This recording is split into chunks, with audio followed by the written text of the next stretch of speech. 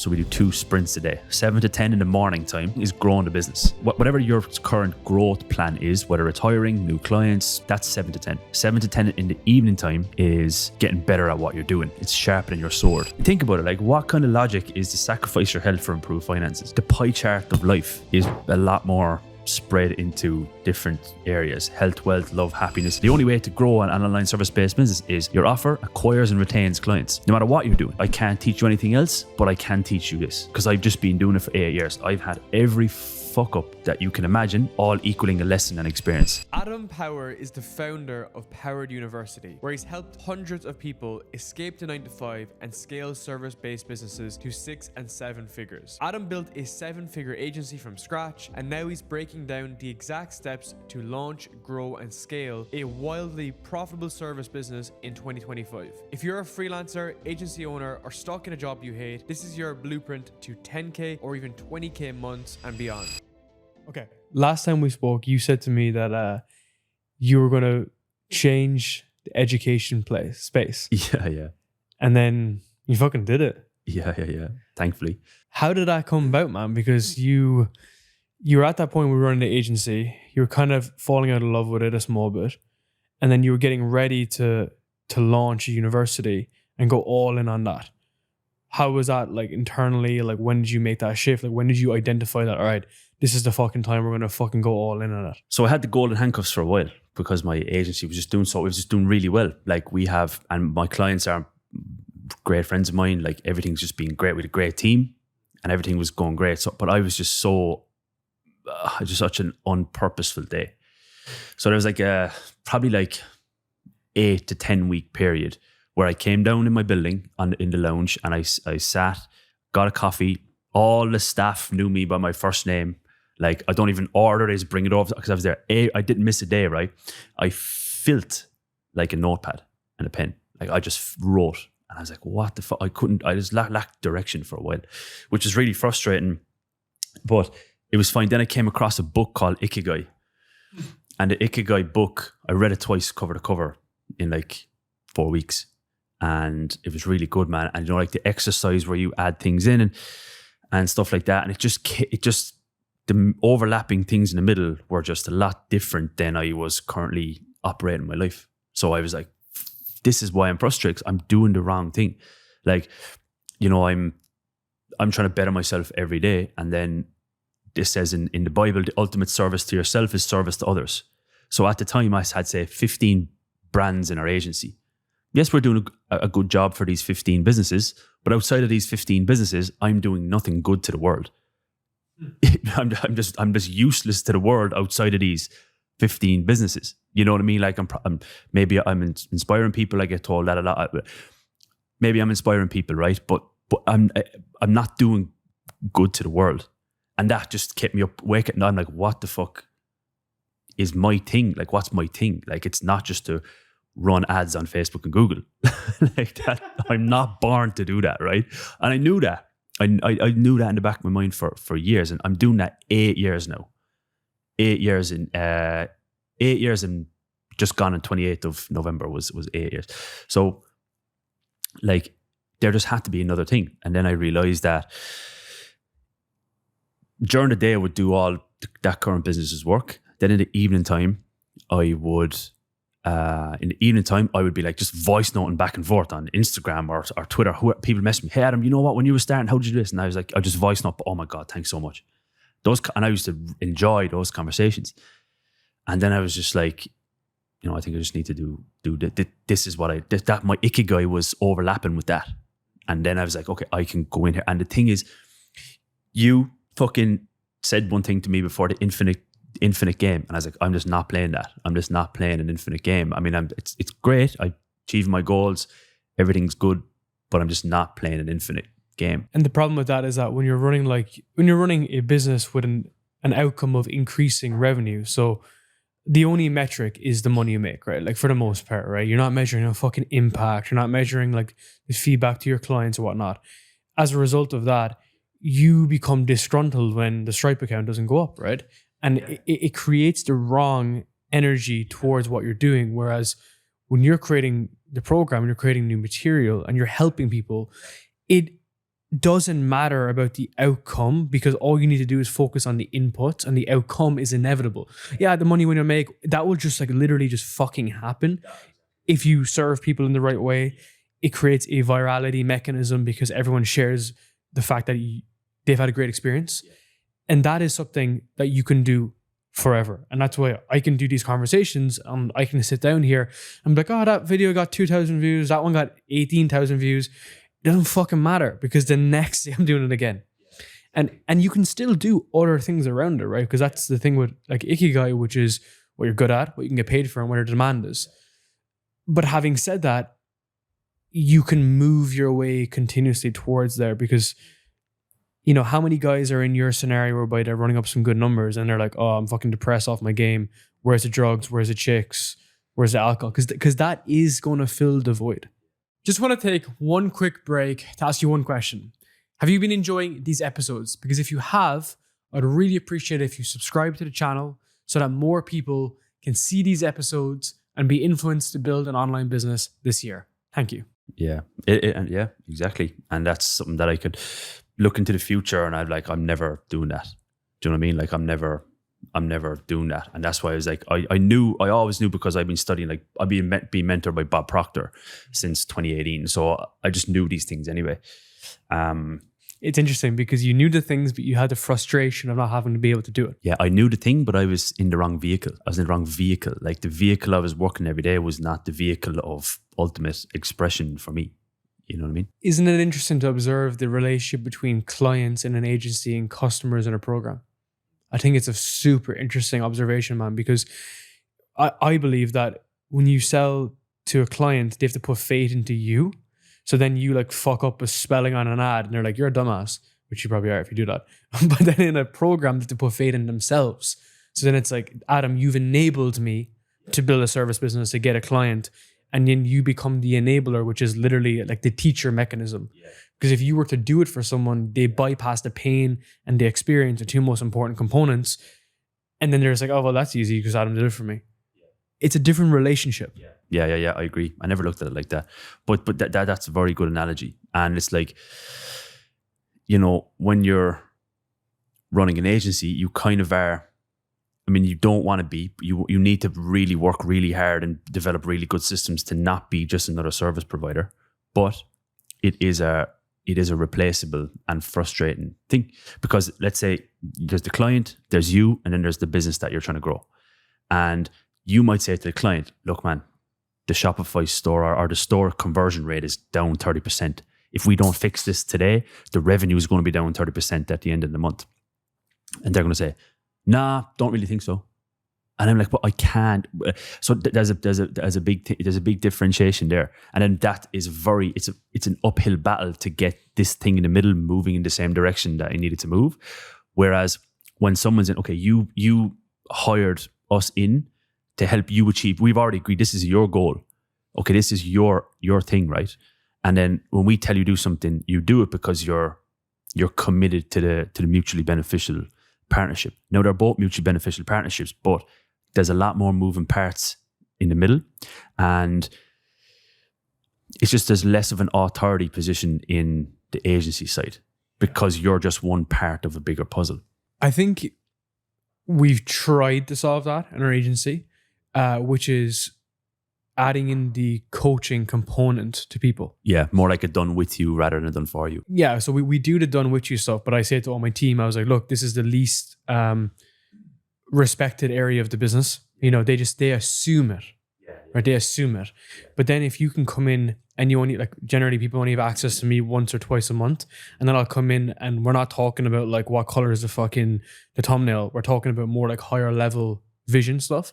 One thing we're trying to connect with is their own personal vision. And it's like, okay, well, you want to be a guest speaker? Well, we need to do these reps. You want to retire? We need to do X, Y, and Z. And then also they're looking for kind of more of my like strategic focus on, so what the big, and I'll get your feedback on this. For us, a 6-figure business was we do the thing for you. 7-figure business was we help you and we coach you. And then the 8-figure business is basically we monetize and coach you with that process. So there's this really strong moat. And then the moat is like my experience or customer success manager's experience, because it's like, we're not just someone who's doing This, we're actually enabling you and teaching you. Do you get me? Versus just like a random kid on the internet. And I think everyone can get to that point, because I spoke last night about this on a podcast, which was, you have to realize a couple of things, right? One is just like everyone is a beginner at 99.9% of things in the world. Just everyone is. So if you're a master at ads, that's fucking valuable to a brand that's been doing organic for all their life. Okay? So you are at that 30. It's a huge thing as well, right? And then also, if you just start, you're already ahead of 99% of people, because most people never even start.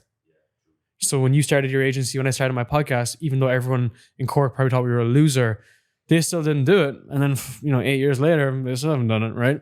I love seeing the messages. No one's, when you scroll up and someone's like, what the hell are you talking about, man? And then 2 years later, their person's like, hey man, looking into this a little bit more. How does that work? And dude, I have a tweet on this, which is like, week 1 of like your podcast or whatever, they're like, haha, like this is gay. And it's like week 10, it's like, when are they going to give up? Week 50 is like, they're so annoying. And then week 100, it's like, hey, can I come on to talk about my vegan cafe? Literally happens, bro.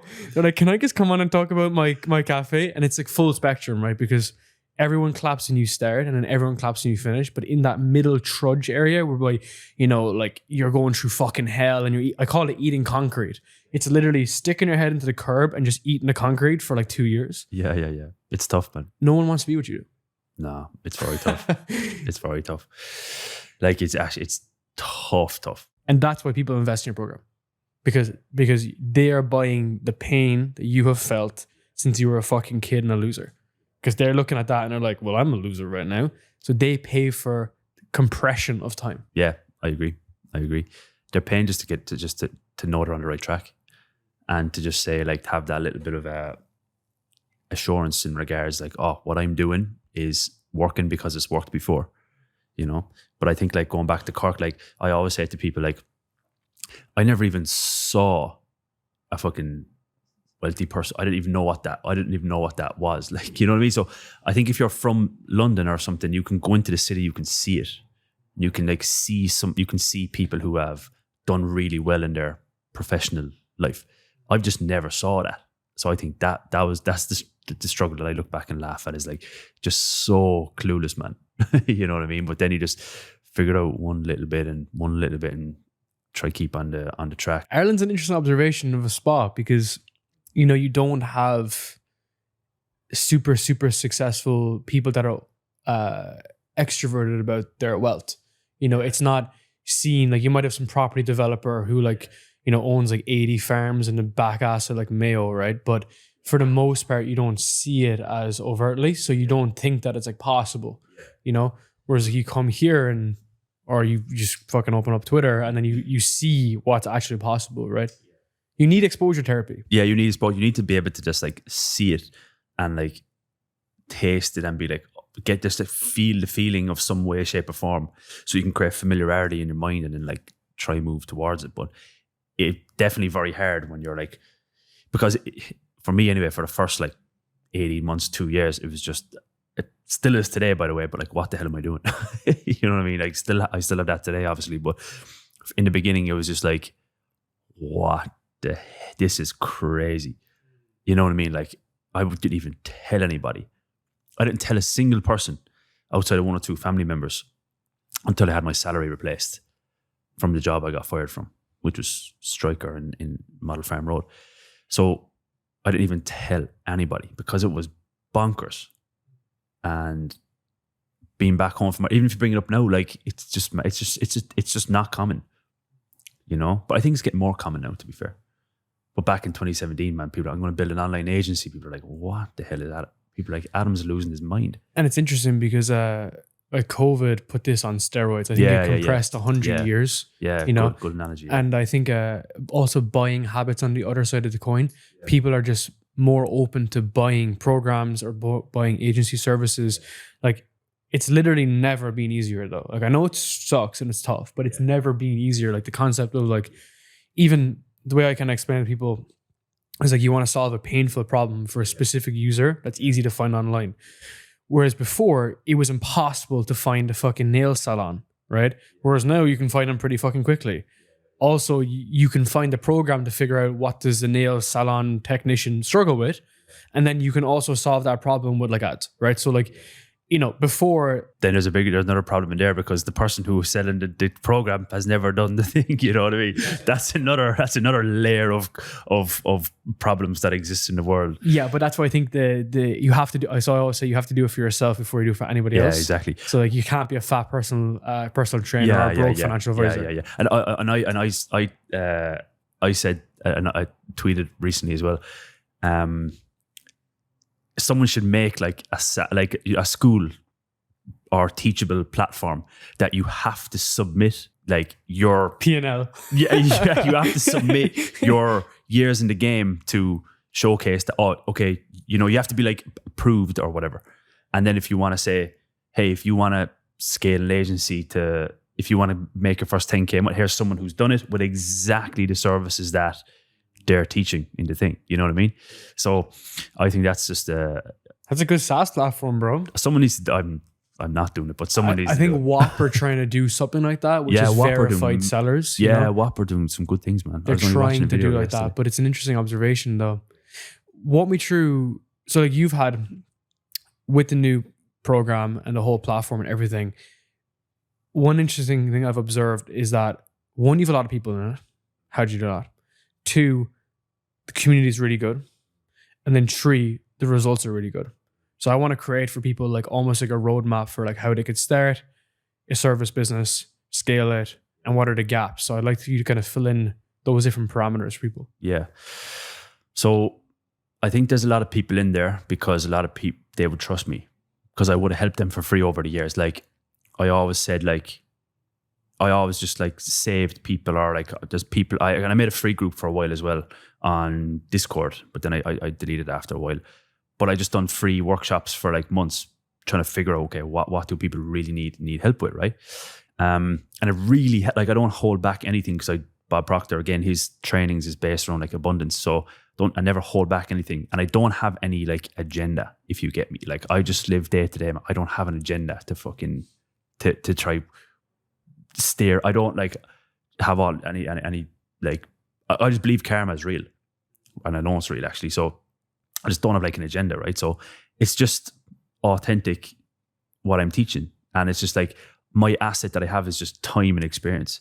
So I always say like, look, I can't teach you anything, man. I lose my keys every day. I can't teach you anything else outside of this thing, right? But if you just get this thing right, a lot of other areas in life fall into place, right? So I'm like, I can't teach you anything else, but I can teach you this because I've just been doing it for 8 years. I've had every fuck up that you can imagine, all equaling a lesson and experience. That's what it is. You're just buying that. That's what you're getting. That's what we're giving you day to day. So I know what works. I know what doesn't work because of time and experience and mistakes, right? So I think that's why people are coming and be like, you know what, Adam, like I saw you post this. It's not even a matter of if I am coming or not. I just have to get the money together. I have it now. Let's get started, right? Let's pay for 6 months or a year, for whatever the case may be, and let's get to work. So a lot of people are there. Then the results are good because it's genuine. It's actionable steps. Like it's actually like, do this now. Do not do this until this is done. If you ask a question about this, you're going to be a 24-hour ban from the community. Like you're not coming in. Like if you, we're launching like a landing page for like a swear jar. So it's like you have to donate $1 to a charity, which is our charity. If you ask a question on the wrong phase that you're not in, because it's just super focused. So it's gamified, right? But it's like, that's great, man. Yeah. So to focus. Yeah. So it's just actionable steps, man. It's just black and white. It's no fluff. And it just like, I'm not trying to fucking sell it, but it's like, it just works simply because it's the blueprint of what I've done, right? And you're helping people that are beginners, right? Which is so we've like a sprint, that's like the 0 to 10K per month, or 0 to your next list of clients or launch, and then we like the accelerator. Then is like the sprint is 1.5K for 6 months, and the accelerator is 5K for 6 months.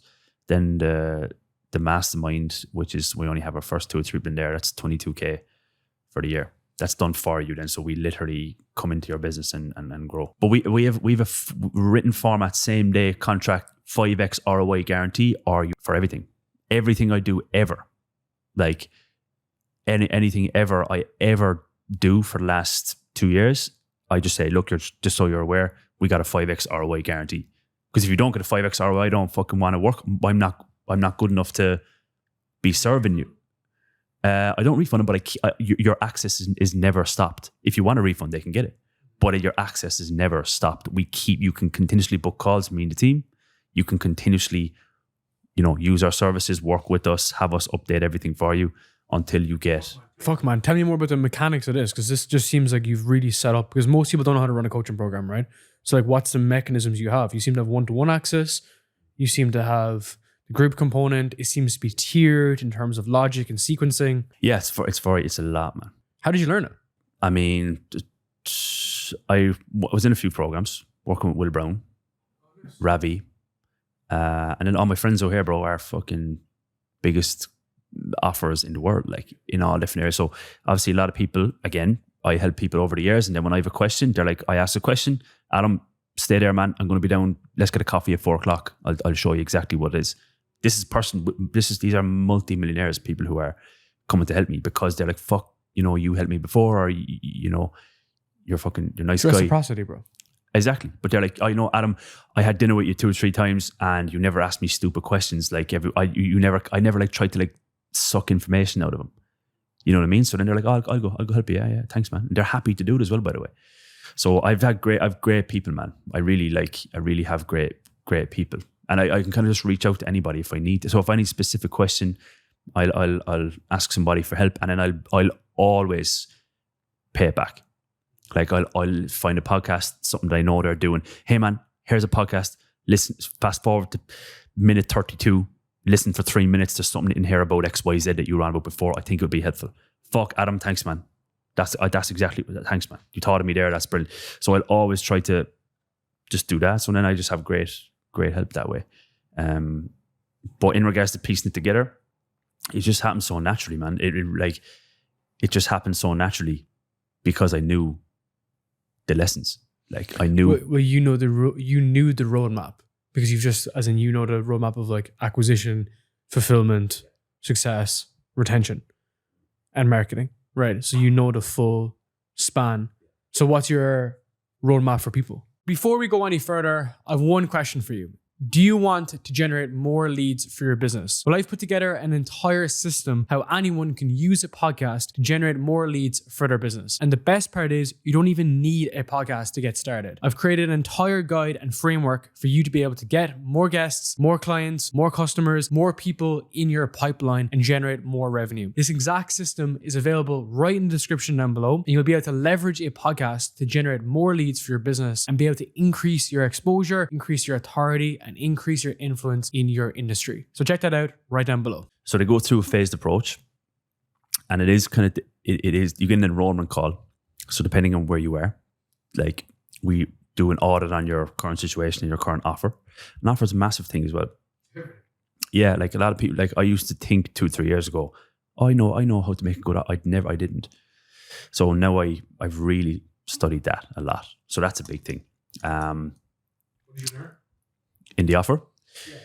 A lot, man. Like more how to complete, like a big thing for me is like completely removing the communication methods of the offer, completely removing the mechanism. And that's what helps like double the booked calls. Wait, explain that. I don't understand. Simplified process is like, hey, I do Google ads. Can I help you with your Google ads? Let's have a call. Someone's like, I already have someone doing my Google ads, man. Don't speak to me anymore. Then we go through a process. Why do you want Google ads? Then someone's going to say, oh yeah, we want more traffic to the website. We want more better conversion rate. We want whatever. Why? Okay. So we can have more revenue. Okay. Why? Whatever they say, it's more revenue and XYZ. So, hey, we help brands like you or clients like you get XYZ plus more revenue to the business. How? Oh, I'd love to get you on a call and show you how. Now that's the positioning. That's 1%. The other 99% is actually building your business to get that result and not focus on the mechanism. So the mechanism is Google ads. So we completely take the mechanism out of the business and focus everything on the end result. So all your reporting, your onboarding, your strategy, your market research, competitor analysis, your data, your analytics, your store, your whatever the fuck you're doing, whether you're serving car dealerships, clinics, or you're serving fitness companies, I don't know, whatever. We completely build a business around the outcome and not the mechanism. Remove the mechanism. Then we have different communication methods of the offer. So we have it in written format, sales copy. We have it in verbal format. Okay, that's speaking and being able to put content out there. Then we put it into visual format, sales deck plus VSLs. Then we have foundational format. Okay, what's the overall benefit of this mutually beneficial partnership? And then what's the constructive format? How's the foundation and infrastructure format, which is how is the first 30 days, 60 days, 90 days?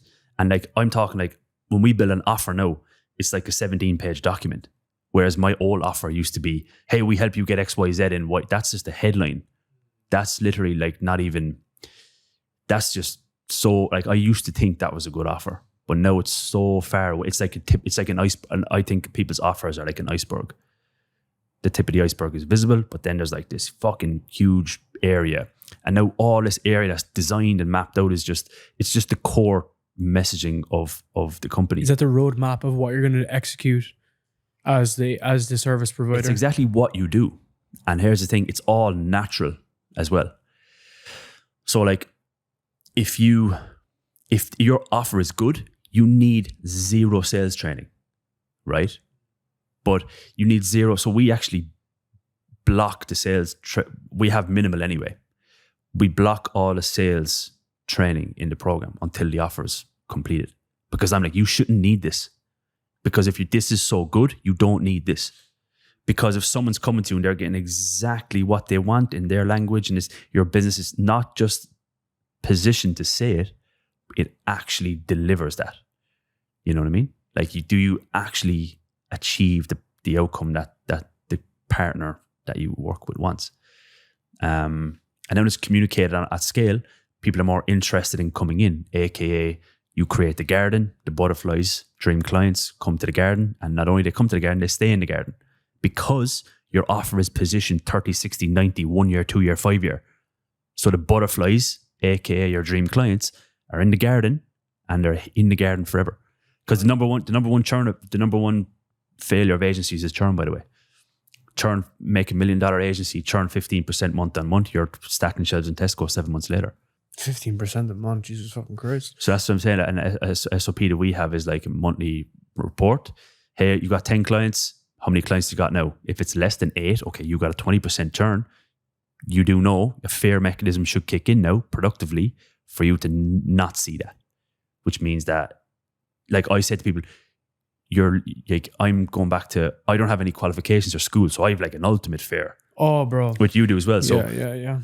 I'm like, if I'm sub 15%, in my head, I'm in Super Value or fucking Sainsbury's or some shit in 7 months' time, right? So that's how I like to productively think, is that I probably have a screw loose in my head, I don't know, but like, so yeah, just piecing all together like that, man. That's how it keeps the fire in you, you know, because you understand velocity and how much you need to sell to be able to do it. I want to ask you about like asymmetrical returns from a client. How do you guys help people position pricing also with a rev share from the context of even my own scenario?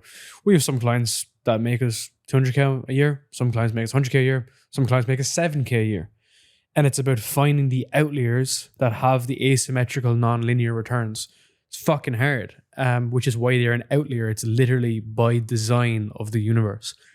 So my kind of discovery in 2025 is putting less pressure on acquisition and putting more pressure on the quality of the client. And that's I call that like it's like looking inside a Pandora box, because you never really know who's going to be your best clients from an emotional perspective, right? Some people are just emotional wrecks in general.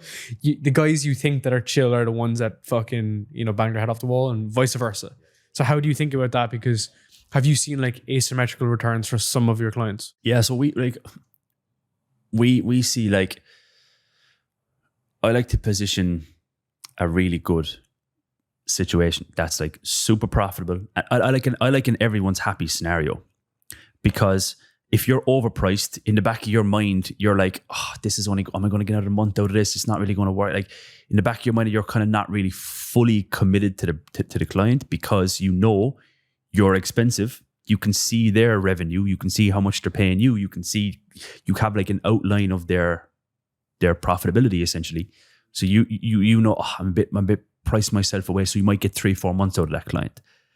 We have clients in our agency right now, which I don't even talk about my agency. It just runs, like it's just great with us 3 and 4 years, and like it's just such a great system, right? And it's about that middle ground of you don't want to be always having to replace clients every month. You don't want to always have to be like, oh, I know they're going to, I got to fill the pipeline, fill the calendar. You have to manage SDRs. You got to run ads. You got to have like a lot more stuff going on so that because you know some clients are going to change or they're going to leave or whatever. So I think just find that sweet spot. I think that's what we've done in our agency over the years is like we do a great partnership. Everything's built and positioned for exactly what it is. We hold you accountable. We never let you walk all over us. We hold the frame. Fucking important. Such an important point, bro. We hold the frame. We document every call. So like if someone says something's not going well, whoa, 18th of May, you told us that. You would word for word, 18th of May, 14:03, you said this is exactly what the plan was. Oh, okay, fuck, Adam, you're right. I'm sorry. Now the frame, like we document everything. And now the price point is always matched up. If there's ever a period of, hey, we're charging you this, and for whatever happened last month, the results are down, I'll call you straight away.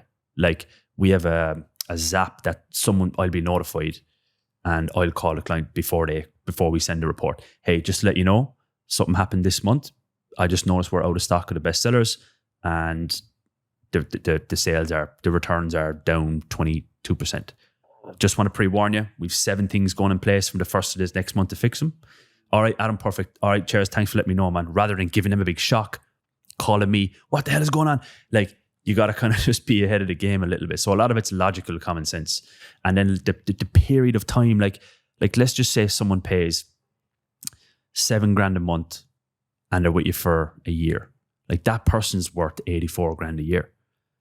Like 10 of those is a phenomenal business. Because like it's a great business. You know what I mean? Like that is a really good business. Super lean. Like you can commit and really deliver to those people. And like it's hugely asymmetrically profitable. And I think what's interesting there as well is that people shit on agencies, but at the end of the day, when you get someone who is happy to be a long-term client, it's just a sleep easy at night component. And then you can add in what you've done and what I've done, which is like your real kind of like for the moonshot education business, which is like a little bit more sporadic because it's paid in fulls and whatnot. But you made a couple of really good points there. So you said around the being proactive with a client.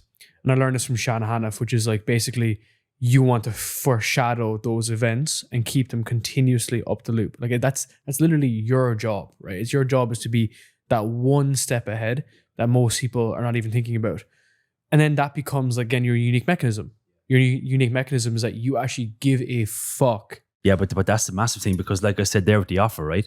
The communication methods of the offer. People say, oh, I guarantee XYZ achieved, right? That's just words. Like that doesn't actually mean anything unless your systems, your whole business is built around that. Example, we have a trigger. If the client's best sellers, my agency serves e-commerce businesses, so it's all product-based stuff, right? So let's say, for example, the client has a bestseller that's socks, right? Random fucking one. Socks, right? What will happen is if the best-selling socks low on stocks, if they get low on inventory, a trigger email will be sent to everyone in my team. So now we call, hey, just to let you know, when's this restocked? Because this made up 80% of the revenue last month. So our business is built on the statement that we make, not just made the statement just to get you to pay a fee. You make a very important point here as well. Sahil Bloom calls it the debt of difficult conversations. So if you don't resolve that problem, it builds a debt between you and that person, and you have to pay it eventually. Yeah, man. So you can pay it now, or you can pay it in 60 days, that's 90 good, days. Yeah. And again, things go poorly slowly before they come to a crashing so end. Good. And we built, imagine our program called a frame regain meeting. We built a script for a frame regain. You got to regain the frame in the relationship. Like if the client's walking all over you, or whoever you're working with is walking all over you, like you just lost that. Like you have to regain the frame. Like you lost it. There's a frame regain strategy that needs to come in place to pay that debt, or else save yourself from paying the debt. And that is regaining the frame and having them commit back to you and reignite the partnership.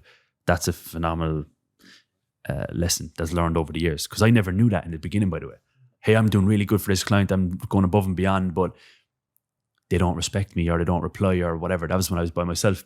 I just never knew that. I didn't even know I didn't even know there was more to the whole thing than managing a relationship. Yeah. Well, that's a big unlock, right? Which is like, to grow an agency past like 7 figures, is that you need to really have a strong frame, and you also need to have a strong, like, basically customer success mechanism. That's one thing I was lacking for a long time until I hired the right people, which is like having people in place that can hold the conversation, can speak to the ego client, the ignorant clients, the insecure clients, the unsure clients. Yeah, you got to have the gift of the gab. Yeah, being able to do it in the right way, though, right? That's the main thing.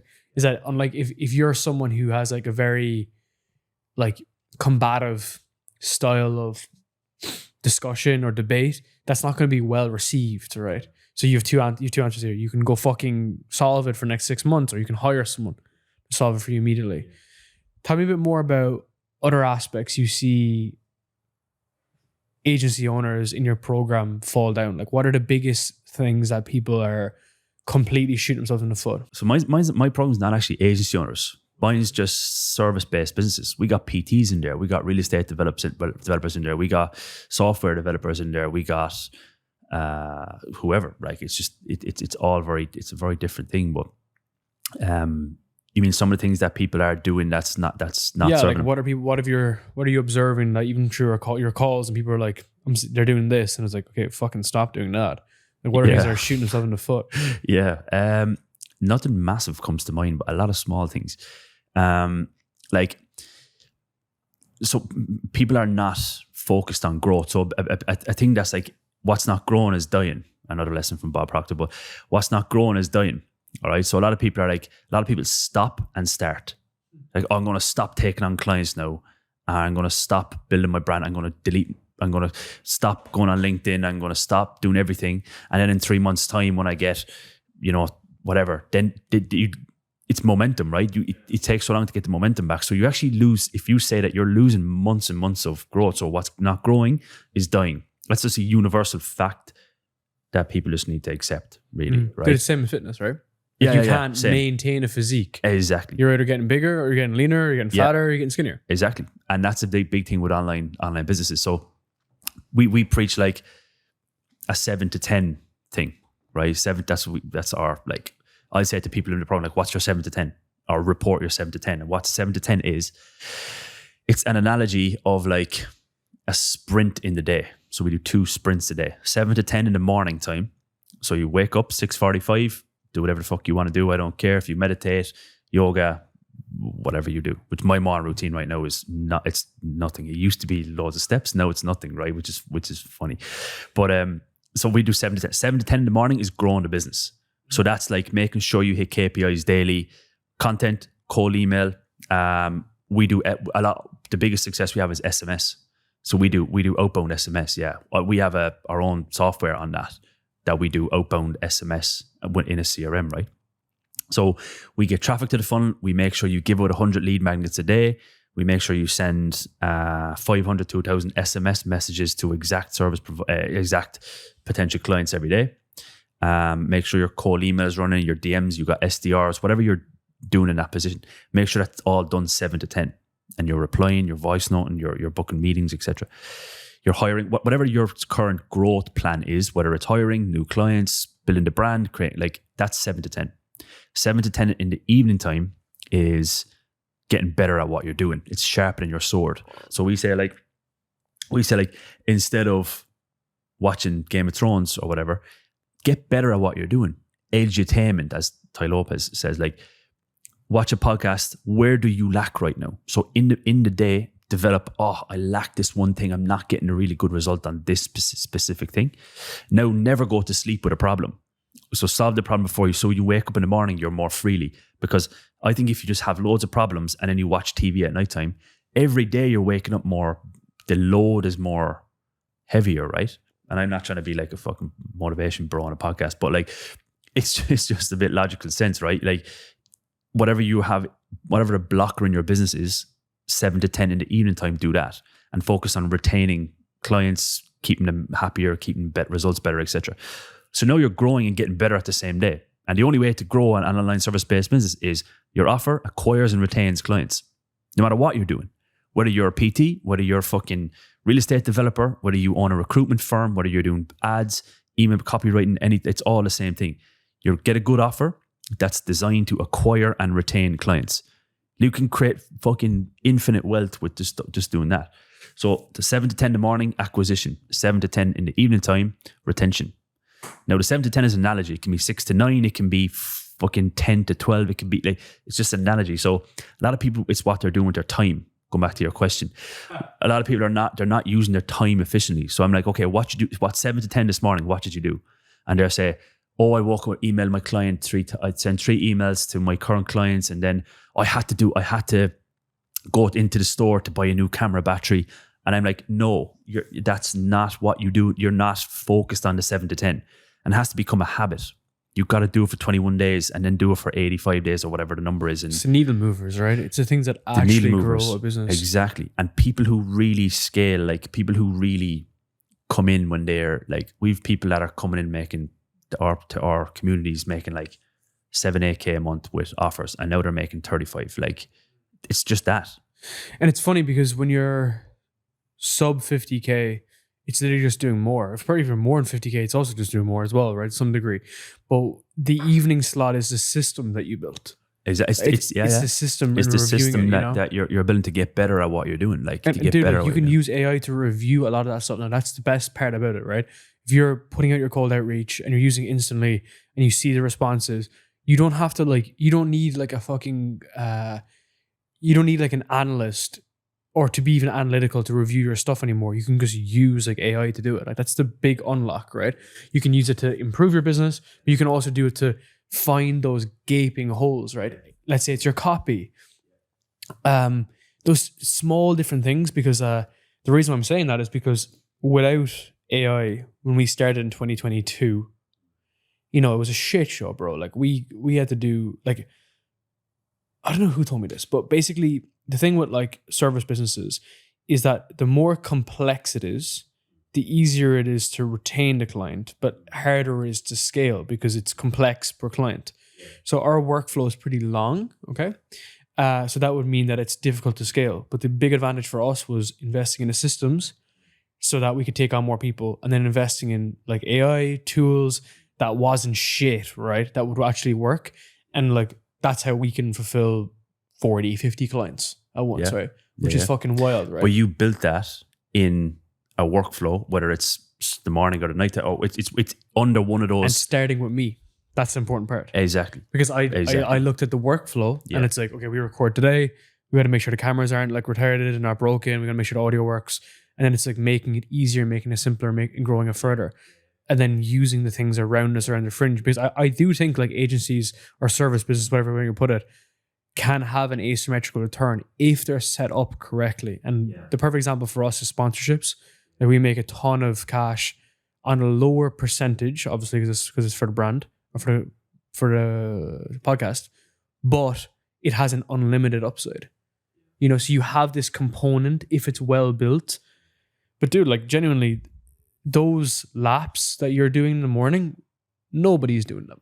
Exactly. But you said you've done all that, right? You would not be here today if you didn't do those. So if you didn't be focused on that, that's the same with the offer, right? Everything in life is kind of an offer when you think about it. So because you're creating an outcome. So before I do anything, I just ask why twice. And then I just get the real answer. And I do that or I don't do it. So like you would not be here today if you didn't do all those things.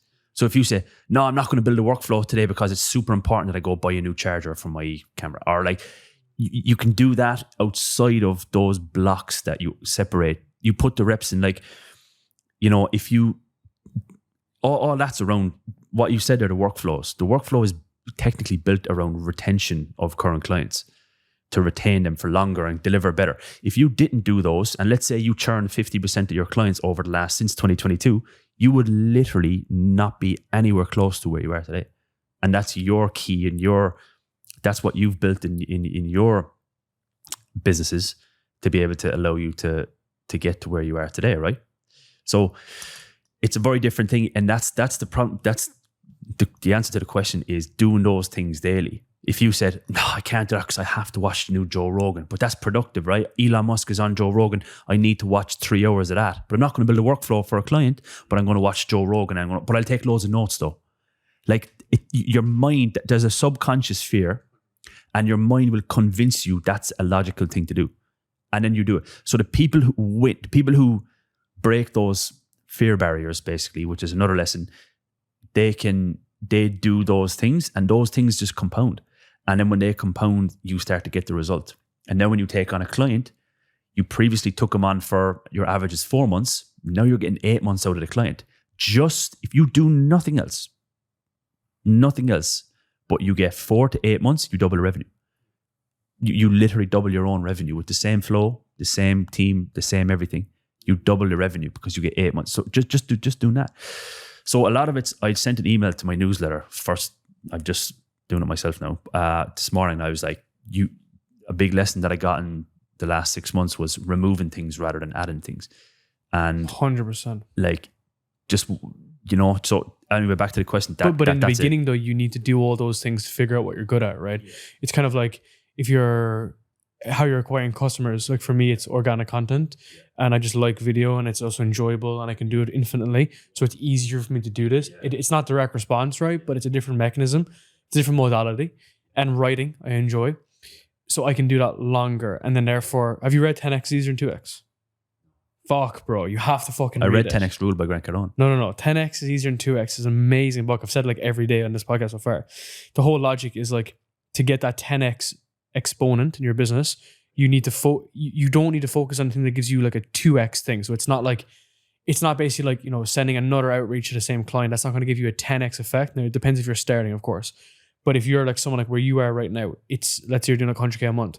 You're not going to get to a mil a month by literally doing the same thing you're doing right now. It's about identifying the tiny little 20% that has that 80% effect you've always had. So the better the clients, better revenue share, or whatever that small positioning is.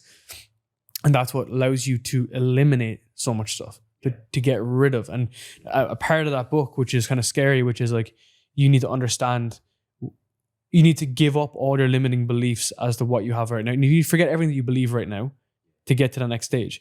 But this isn't to build like a software company. You could be making 2K a month, but to get to 20K a month, you need to do something fundamentally different, right? Or focus on a channel. So I'll give an example. We did cold email we still do cold email, but it works really well. I don't know why it works. It's all worked really well. Instantly?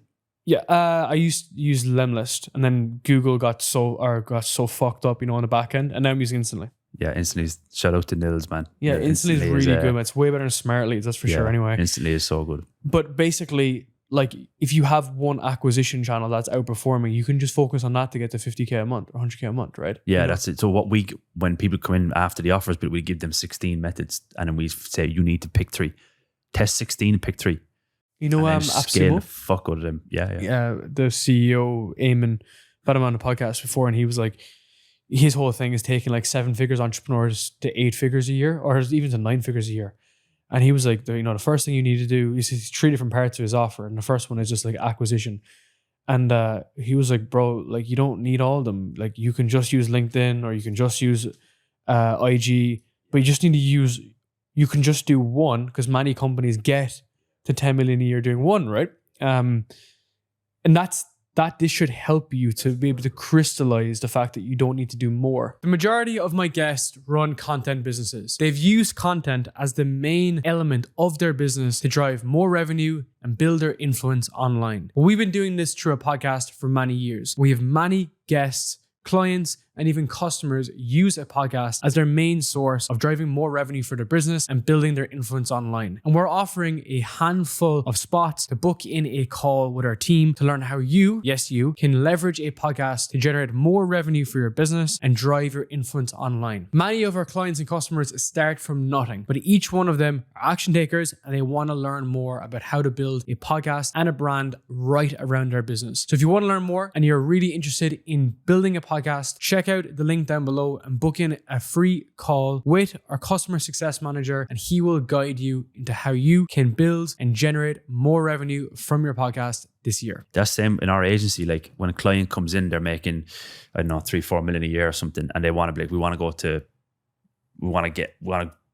50% growth this year. So they want to go from, let's say, 3 to 4.5 million, which that is, we work with like we work with people doing like between 1 and 5 million, probably between 1 and 4 million a year. We don't work with like big brands. But then they're like, okay, we need to get TikTok shop, and you get like, you don't. You just like, you already have something working, bro. You can just use Meta for an acquisition and have all of our retentions. We can do 5 million that way. You get the stock, you have the creative flow, and you can actually do that. It's a combination of shiny penny syndrome and shiny knowledge syndrome, which I've heard previously. Yeah, and some people are like, you have to, because there's guys on selling programs that like, your brand can scale without TikTok shop, and it's like, yes, it can, but then define scale. A lot of people, like, that's in my world. There's probably people watching this. They're like, I do 5 million a month. What the fuck's he talking about? Like, and I'm like, I'm not. We're not there yet. Yeah, I'm not your person to hire. Like, you need to go to the bigger agent, the bigger people or whatever. Tell me about some of the mindset shifts you've had as well, because we kind of touched on it earlier too, just when we were having coffee, which is just, we had a better box of chat. We should have turned on the camera. We were down there. Yeah, it's always the case. We got more coffee, dude. Yeah. But I think like, what sort of revelations have you had around like what you truly want, right? Because when you get to a point whereby, it's not like you have enough money for the rest of your life, but in theory, you could probably retire for 5 to 10 years. Like with the standard of living that I have, like I could probably retire for 10 years. Yeah. I mean, like this is another thing that this is like only the past 2 weeks. So I have to crack my fucking neck. The last few weeks, that's been something that I've been talking about. Like what does retirement look like, right? And then it's like, I mapped out my living costs, and it's actually a lot less than I expected. So like, how much are you spending a month? It's less. It's like 10k euros. Yeah, I say I'm spending like about that. Yeah, but I have 2 homes. I have a home in Marbella and a home here. You're still paying for it? Yeah. That's including not that, by the way. Fuck. No, sorry, it's more than that. Actually, it's a bit more than that. But that's including my 2 homes, places. and I have 2 homes. Like, so that's it. It's not that much, right? I don't mean to be arrogant at all. I don't mean to be like, it's not. I really don't mean to be arrogant. But I mean, when you're 8 years into business, it's a good salary to give yourself, right? When you work really hard for 8 years and you're in your business, you deserve a 6-figure salary, and that's just fact. I don't mean to be arrogant. Say, 10, that's a huge amount of money. So I really don't want to come off as arrogant. But I mean, retirement is like, I reverse engineer Nils from instantly. He's been helping me with like investments. He's been showing me like a lot of his thinking around compound interest and investing. And I'm like, to make 10k per month, to that level of expenses from just S&P is very possible for me in the next, well, to be fair, like in the next however much. Have you been investing for long like that? Like thinking more like... Not, yeah, I mean, I've always been investing with nothing made, never with a plan, never with like an in-depth plan. But like now I'm just kind of thinking like that. Look, I just don't have the answers. But I mean, my plan, but what I mean to say is like, my list of priorities right now, finances are so down the list, man. It's crazy. Like they're so far down the list. Like I just don't really... How do you prioritize other stuff without taking the ball off the finances? Because I know the exact feeling too. Like I know it's just like, oh, it's not like I need it, But at the same time, like, I don't want to take the fucking piss, right? I'm not going to be like, oh, it's chill. Like, invoice not paid, chill. So how do you keep that prioritization of like what truly matters, but then also not becoming in some ways lazy? Yeah, good question. I mean, balance throughout the day. Like, you know, I'll just have a balance throughout the day, and I'm more kind of just working on my own rate now, like my own speed. Like, I'm not like aggressively like I used to be for years, like just aggressively working all the time. Like, I'm not at this period of life. I'm just not doing that right now, because I'm again, I was looking for direction, and yes, I'm always working. I'm always not working, but like I'm more thinking I'm more thinking differently. Like I said there, you have your wife, you have your home, you have a beautiful home, you got a bunch of dogs. I'm sure there'll be some mini Darren Lees running around the place in the next couple of years. Who knows? But that's the ultimate place of life to get to, right? And like, I don't want to like be unavailable to receive that and then have more fucking clients or more cash. Like, it doesn't make any sense. So when I look into the future, I'm like, that's just so far. It's like quite far down the list. Yeah, it's a carrot and a horse thing, right? Or whatever the expression is. Because like, my wife doesn't work. We joke that she just stays at home all day and just plays girl. Like, I was telling Marcus last night that like, I was recording like 2 podcasts on Saturday. I had a shit ton of work to do on a Saturday. I was up to like 2 o'clock in the morning. I didn't sleep from Friday. So I stayed up, I flew in. And at the end of the day, my wife sent me a photo of her dog's birthday banner. That's for next week. But that's great though. Yeah, it's amazing. That's amazing. She's like, should the background to the banner be blue or green? And I was like, you do whatever you want. You know? Yeah. And I think amazing, like bro. that energy is what I need, right? Because like when I peel myself off the laptop at fucking midnight, when I need to do those things, and like what I'm trying to say is I'm not afraid to do those things. Yeah. I want the energy to be received. I want the energy towards me of someone who's like calm and collected and everything, right?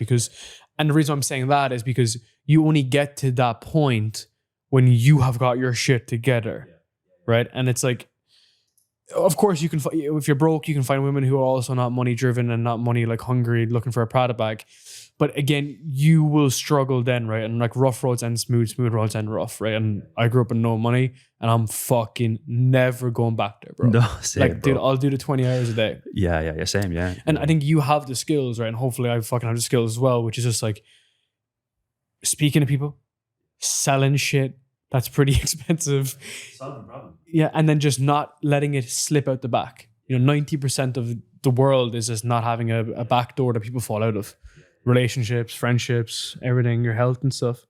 I think there's just a bigger picture to life, man. Ikigai as well is another thing. Like, number one, you don't want to be the fat guy jumping out of a Bugatti, right? You don't want to be the fat guy or jumping the bald out of, guy. Yeah, exactly. You don't want to be the unhealthy guy in the jet. You know, I'd rather be the healthy guy in business class. You know what I mean? I'd rather have a balance. Like, think about it. Like, what kind of logic is to sacrifice your health for improved finances? Like, what kind of logic? It just doesn't make sense to me. And I think there's just the pie chart of life is a lot more spread into different areas: health, wealth, love, happiness. Like I said a minute ago, I have two homes. What I should have said, I have 2 houses with no home. I would rather a home, but I just don't know. I'm work. That's more of a priority to me than growing my business. Is finding a home. Like, where is my home? Do you know what I mean? Like, that's, so I'm looking at land in Cork right now. Do I do that? I don't know. Like, I don't know. I really do not know. Like, when I was home at Christmas, I had a couple of meetings and I had my eye on a few plots of land. Do I do that? Is that my home? I don't know. Like, if I could probably wave a magic wand, it would probably be have a beautiful, like, have a villa in Marbella. Like I said, exactly. So your Bali is my Marbella. That's the place I love. I also love Dubai. I love Dubai, but I love Marbella is where I feel that level of... Feel grounded, bro. Yeah, I feel at home in Marbella. Like, I sleep. I just, not professionally, personally, I thrive in Marbella. Like, But I think love professionally you would as well. And that's the big thing that people don't understand. Professionally, it naturally will come if you're personally, but because you already connected, right? yeah. Like, and like the reason I'm saying this is because like I went through that in 2023, 2024, which is like, I need to be in Dubai, I need to be in Dubai, I need Dubai. And then I just saw that my business kept on growing. And then I was like, wait, well, like I still have what I need, but then I have my basis. Because otherwise you're just like in a fucking apartment like this, which is nice, but like it's a difficult one, right? It's a difficult one. But the reason why I asked you about Ireland is because like, one, I just don't think I could never do the weather again. Like I just couldn't, right? It's just like a thing. Especially I couldn't get my wife who grew up in Mexico, right? She's not going to fucking Ireland, right?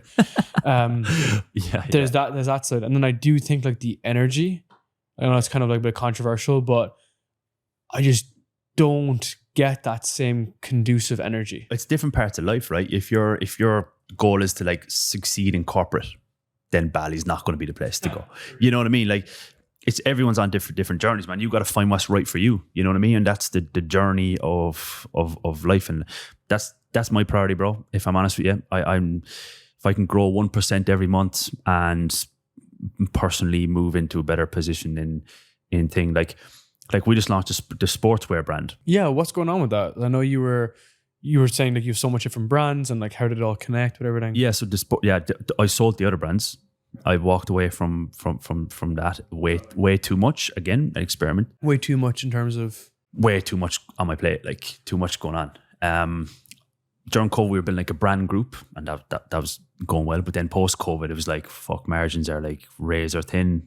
Couple like couldn't keep up with everything, and still going fine. But then we just came to mutual agreements that I need to walk away from this. But we kept the sportswear business, which is top of your game, sports like.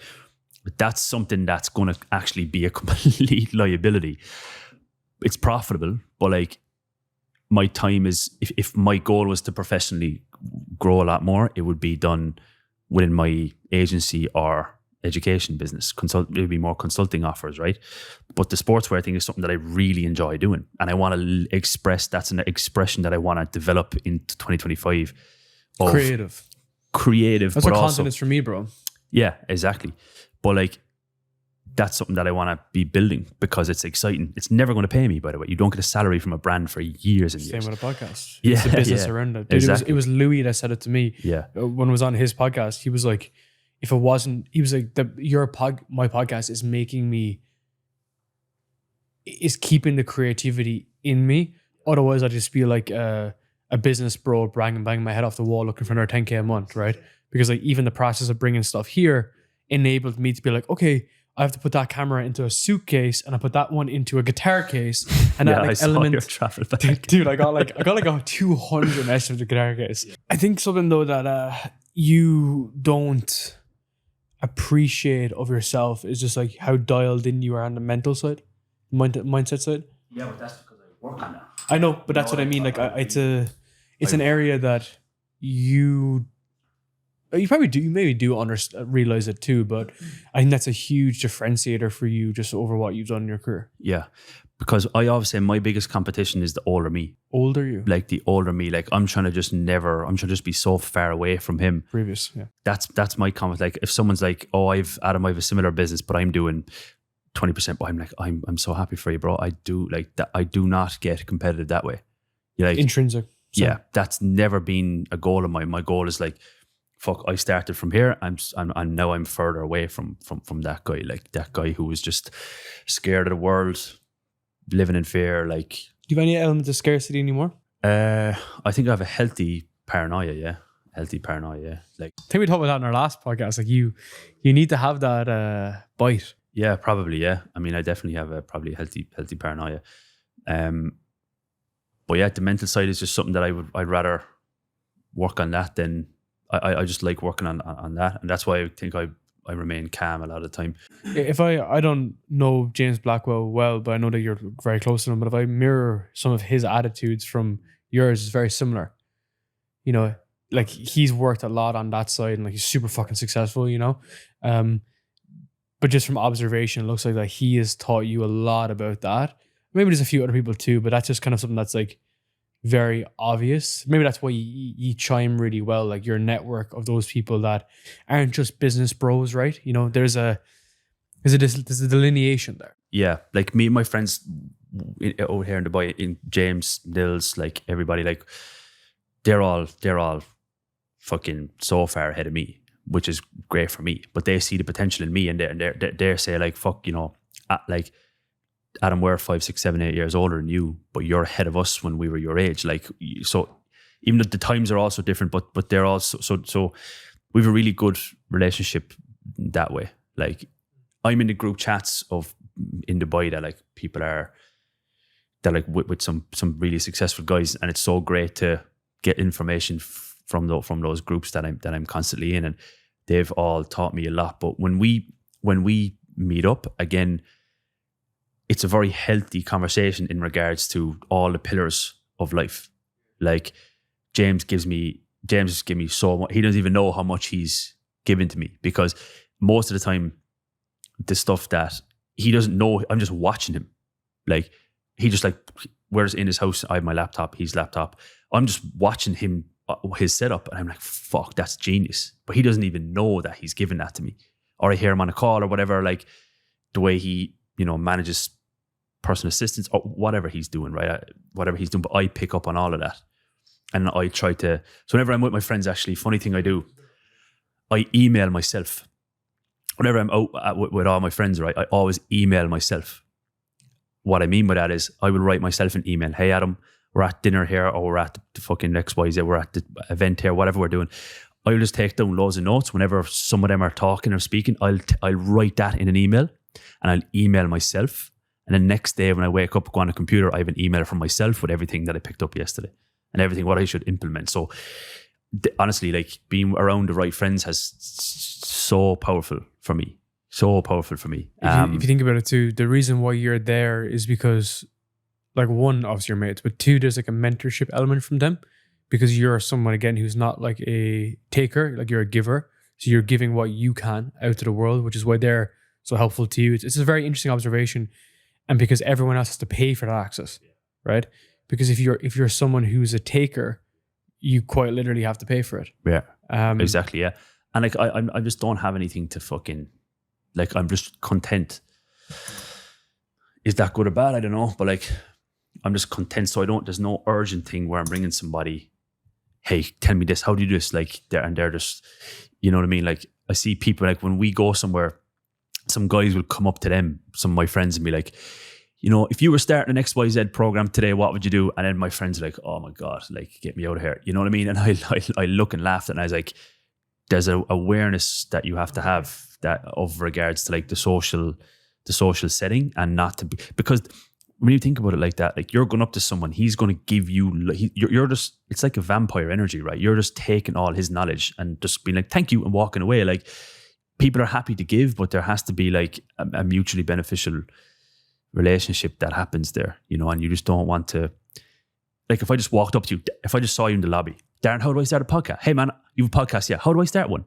You're going to be like, oh man, just buy a mic, man. And just get, you're not going to be like, you're not going to stop and actually engage. There's no element of reciprocity. Exactly. You know, and it's not a good way to go about it. So it's just social dynamics. Yeah, exactly. that's the irony. But if I wanted to start a podcast, which maybe I do, but I know we did speak about it before, but like I would be like, Darren, you know what, man? Are you free on like Tuesday at 3:00? Can I give you a call about something? And you'd be like, fuck yeah, man, 100%. And I'd be like, look, I'm thinking of starting a podcast, and you would genuinely help me then. You know what I mean? Like, so. And then, you know, it's important in that instance too. So that actually happens to me quite a lot, just like with guests that I've had on and stuff. That happens like I would say very regularly at this point. Like guys are like, oh, like, you know, I need to build a brand. Like, what do you recommend? And I would literally hop on a call, and I would just be like, I wouldn't try to sell them. I'm like, okay, what do you need help with? Like, what's the thing I can help you with? And then they're like, oh, like, what would I do for YouTube? And I'm like, it's like this, do like this. Do you need an editor? Yeah, but like you could probably find someone on LinkedIn or on IG or whatever. And then they're like, oh, like, they're like, how could you help me do this? I'm like, oh, like we have an offer, but like I can tell you about that if you want to at some point, you know? And they're like, oh, no, they're like, no worries, okay, cool. Put on the phone. And then they just go off and do it, you know? And it's because like I don't need it. I learned this from Hormozy, which is like when you're speaking to someone like that, or like a network or a friend or a date, especially with a girl, it's like, I'm okay regardless. This is almost for you, especially for like offers. Forget about a girl. And that's what you said. That's what you asked me. I'm going to go with my mental. and I think you're the same, like that's something that we had to spend a decade doing, is being okay regardless. Well, one way to get there is like the acquisition of money, right? For sure, right? Which is like, I don't necessarily need this sale, so it makes you better at selling. And the next thing then is like the information, which is like, oh, yeah, surely Adam could help me with this, but like, it's fucking fine, I'll get on with it, right? It's not needing, because again, like with the universe, the more you push, the more like it pulls, and vice versa. Yeah. And I just see that happening over and over and over again. And the guys at the top of the game, they have a very big detachment from it. You know, if you look at someone like Charlie Morgan, you know, like he's just done a lot of inner work to the point that like now his business is fucking crushing it. Because he's like, yeah, like I do want to make the sale, but I don't need your sale, because I know that I have the skills and everything to get sales. Yeah, exactly. Yeah, that's a good point. Yeah, that's very good. That's the key. But when you're okay regardless, your life is great then, you know? Like when you're okay regardless, and you know you've got, it's perspective as well, right? Like a funny thing I say is like, when someone's complaining about a problem, I'm like, fridge is full. Like I always say, you do know the fridge is full. Like that, I get you've a problem, but you got a bed, you got a home, there's food in the fridge, you have all the necessities you need to live and survive. And I always say, hey, food in the fridge. Like it's something I always and not say. many years, not long ago, you would have wished to have those problems in your business. Yeah. You would have wished to have the problems of having 10 clients. Remember quite recently during Christmas, we were doing annual reviews. So we would do like a year review with clients, and lots of slides, lots of preparation work. They were early calls because they're all US clients, and it was like a stressful week. And I woke up. I usually never wake up with an alarm, but I had to for these meetings. It was like 5 a.m. And as the sun was coming up at 6, I went for a walk with all my dogs through like the rice fields, and there was a rice field worker, and he was there with like his hat, rice hat, and he was standing in front of me, and I was walking down, and I'm super stressed, super under a load of pressure, almost can't wait to get back. And then a mango falls in front of him and lands on the floor, and so it's already cracked so he can eat it, and he picks it up off his hand, and he turns around and he smiles at me with the mango in his hand, and he's super happy. Yeah. Exactly, bro. That's it. That's the biggest lesson I had of 2024, by the way. And that was literally like the universe telling me, bro. He turned around, he looked at it, and he didn't speak English, and he was like, "Great." And then he just kind of walked off, sat down, he just cracked the rest of it open and ate it. Yeah. And that's just a massive thing of life, man. It's like, it does not, like, finances just do not make you like, I really understand. It's a cliche thing, on a podcast, whatever, but I don't want to be like that. But like, there is more to life. Like there is, like, you've got to be able to find the happiness in the sunset. Isn't there a cheesy quote that says like, if you don't find happiness in a cup of coffee alone, and then like a super yacht or a supercar will not make you happy either. So I'm really working hard now to just, I'm there already. Like I'm just really happy when I train, the sun is coming up, there's fresh air, and I have a coffee, like, alone, or I listen to music, or whatever I'm doing. Like I'm just happy. I'm just very content that way. And I feel like I'm attracting different things at the minute. Like I feel like I'm attracting different things rather than just more clients all the time. I don't know. I feel like I'm just attracting different things, different experiences. Like, again, that new home that I'm moving into next week, I feel like I attracted that because it's a much more peaceful area. I live here 2.5 years. I never even knew that was there. And it's like 3 kilometers down the road, and I'm excited to move in there because there's just next to a park with some grass. I'm more excited for grass now than I am for fucking an event or some shit. Like I'm more happy. I'm just in that place in life now, man. I keep telling everybody I'm an old man now. I'm boring now. Like don't think I'm the fun guy. I'm not the fun guy anymore. Like I'm the boring guy now. Like I'm in bed at, again, 10 p.m. bedtime for me. I'm in bed. My Whoop is 100% sleep recently. Like I'm in bed. So I'm just more content being the boring guy now. Tell me about since you've given up alcohol, what's something that you learned that you didn't think would happen when you gave up alcohol? A lot of clarity in regards to different things. So just a lot of understanding my positive and negative traits and understanding where they came from. And now being able to work on the negative ones and being able to turn those negatives into positives. Something that I was like completely unaware of a year ago. Something that I just did not know last year that I now know. And understanding that like alcohol it just suppresses emotions. Like, and I understand that it's a big escape, which is, I know a lot of people look forward to it on the weekends or a holiday or whatever to have fun, obviously, which is totally fine. But I think it's unhealthy if you're using it for an escape. It's a mask, right? There's like what you want, there's your current situation, and it's the excuse as to why you did not achieve the goals that you wanted this year again. Yeah, exactly. And it's an excuse to eat a takeaway. It's an excuse to not do what you want to do. Like to lie in bed. Yeah, and there's a lot of negative traits coming at man. I think you don't feel your best ever. You know, I feel you don't really feel your best. But again, what I learned is be more comfortable in my own skin as well, because I still have been to many nightclubs. Like me, like there's 15 of us went to Black Coffee recently. We got like a big massive VIP table. No, me, everyone drank except for me and James Blackwell. So we were there sober for the night. No. He's one of the people who inspired me to not do it. So when I remember like James saying like, I'm 6 months with no alcohol today. And I was like, fuck, that's unbelievable. I'm like, what mate? And he started telling me, he's actually feels like he's in a different layer of consciousness. And I was like, yeah, that's similar to what I'm and you look back on the time, right? So I'm going to pass 1,000 days in March. Yeah, that's so good. And you get to the point whereby you don't recognize that previous self. So I can't even imagine. So the question isn't when will I drink alcohol again? It's why would I drink alcohol again? And as a result of that, I'm not like, I just don't think about putting poison in my body. That might seem ridiculous, but it's just true because I'm on a winning streak, right? It's like when things are going well, just double down on it. Don't shoot yourself in the foot, which a lot of people do. It's self-sabotage.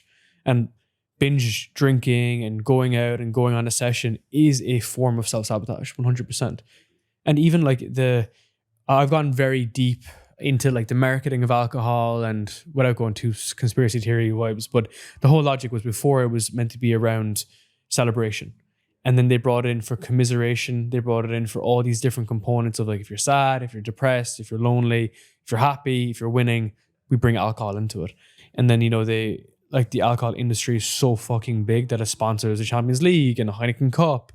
And it's just ingrained in society. And I think if you're listening to this and you're like, you know, what the fuck are these guys talking about? The reality is that you are actually slightly indoctrinated by the alcohol industry, because especially in the UK and especially in Ireland, dude, it's so ingrained in society in Ireland that it plays such a big role in jobs, tax, everything basically, that they want Guinness to be everywhere. So that's why they tell you that it's fine and it's okay, right? It's okay. I just think that like if we had to redo things, I think it would still be illegal, right? Think of how much destruction has happened because of alcohol, you know. And I've had many debates with people like this before, like, but if you think about it, like all the fights, all like the killings, dude, like, you know, like abusive relationships, you know, even on the street after nights out, all those things, violence, regret, everything that it comes from alcohol, because people drop their inhibitions and then become more volatile to their emotions. Because again, why? You're working a job 9 to 5, your boss, Sandra, is telling you that you should pick up this fucking clothing in Le Coq Sportif, and now you're waiting to the weekend to forget about it. Yeah. And that's all the negative emotions come out. The extremes of it are terrible, but that's the big negative side of it. I suppose that all the negativities come from the extreme, right? Like in the Bible, it says it's totally fine to have 1 or 2 glasses of wine, but not overindulge. Overindulge of anything is a sin. Overindulging of food that stresses your organs that you were gifted by the Creator at birth, that's a sin. So like overindulgence of anything, scrolling, TV, like your sex, anything, everything, overindulgence is a sin basically. But like I mean, like it's such a bad thing. But maybe I want to get to a place in the future. I don't know yet, but like my family in back home, they all would drink, right? But like my uncles would meet like every month or every second month, have like 6-7 pints and then get a takeaway and go home. And I don't like, for me, I'm like, yeah, that's fine. You know what I mean? Like, but it's never overindulgent, you know? It's about your relationship with it, right? Exactly. It's about your relationship with it. And I would never be going into a nightclub buying like a 5-liter bottle of Grey Goose. Like I just would not. I just know myself. I just would not enjoy that. You know, maybe I'm boring. Maybe that. Maybe. But dude, that's never been fun. You know, like that concept has never been fun, though, right? Like the logic of doing that now with your friends and so on. But it's just interesting, right? Because I think a big part of this conversation has been like the evolution as someone, right? Like the evolution as like when you're starting a business or like you're starting to get into fitness or you're starting to get on personal development. You have to shed that belief that you had. And like that was the biggest thing for me, right? I was running the podcast for so many years. I wasn't growing. And the biggest bottleneck was me. And I just confronted it when I lived in Singapore. I gave up alcohol. And then it's like, oh, everything just started to work. Yeah, same. You know? Same. And it was funny because like if someone wants to try to get ahead, the best we got to think about is that I was working 9 to 5 and I was working in a tech startup and I fucking hated it. And then on a Saturday, I woke up, I wrote my newsletter. And then on this evening, I got my podcast in check. And then on Sunday, I had everything scheduled for the week. I had 2 days, which was over 52 weeks, is an extra 104 days on top of the evenings and the mornings that I would work on things. And it was inevitable that not me, but if you give someone that input, they will invariably generate an outcome of, you know, varying degrees of success. It's just inevitable. But if you shroud the work, as you said earlier, right, the unfocused work, the only thing worse than unfocused work is fucking no work, which is what most people do, right? If you critically analyze people, it's very interesting. Now, I know some people like go a bit overboard with that, but there's only like 4 or 5 different things you got to pull to get what you want. It's like 4 or 5 different things, and you're always 1 degree off. Yeah, but that's what Ty Lopez says: health, wealth, love, happiness. The 4 things that you need to be always moving towards. We're all looking to buy a farm. Yeah, buy a farm, yeah. It's a plan.